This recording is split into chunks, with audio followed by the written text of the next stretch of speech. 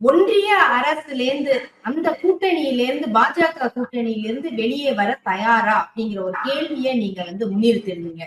இப்ப அவங்க அதுக்கு பதில் சொல்லியிருக்கிறாங்க. 15% உள் இட ஒதுக்கீடு தருவதா நீங்க சொல்லுங்க, நிபந்தனையற்ற ஆதரவு தருகின்றோம் திமுகவுக்கு, ஒரு சீட்டு கூட வேண்டாம் அப்படிங்கிறத அவர் அன்புமணி டிமாண்டாவே வச்சிருக்கிறார்.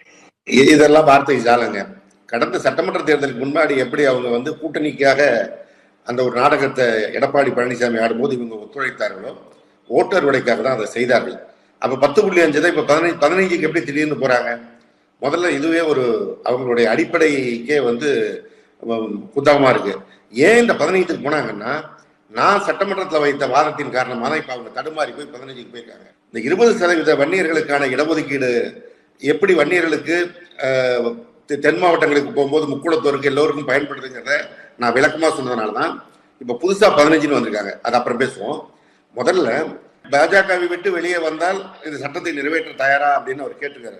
அந்த கூட்டணியில இருக்கீங்க, நீங்க அவங்களை நிர்பந்தம் செய்து தமிழ்நாட்டில் இது செய்தால்தான் சரியாக இருக்கும், பாஜகவுக்கே இது ஒரு வாய்ப்பா இருக்கும், செய்யுங்கன்னு சொல்ல முடியுதா அவங்களால? முடியலையே. இந்த சட்டத்தை நிறைவேற்றுவதற்கு என்ன சட்ட ரீதியான பிரச்சனை இருக்குங்கிறத விட்டுட்டார். திருப்பி சட்டத்தை நிறைவேற்றுகிறார். உச்சநீதிமன்றம் என்ன சொல்லியிருக்கு? தரவுகள் வேண்டும்னு சொல்லியிருக்கு. அந்த தரவுகளை திரட்டுறதை விட்டுட்டு திடீர்னு இப்படி சட்டம் கொண்டு வான்னு சொல்றதுல என்ன அர்த்தம் இருக்கு? இப்படி அவர்களுக்கு வன்னிய சமூகத்து இளைஞர்களை உணர்ச்சியை தூண்டுற மாதிரி பேசி தங்கள் பக்கம் பின்னிறுத்திக் கொள்கின்ற வேலையை கடந்த பல ஆண்டுகளாக செய்து கொண்டிருக்கிறார்கள்.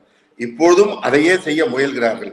இந்த 10.5 இப்ப 15க்கு ஏன் போனாங்கிறத முதல்ல அவங்க விளக்கம் சொல்றோம். மற்றதுக்கு அவங்க நம்ம விளக்கம் சொல்லலாம்.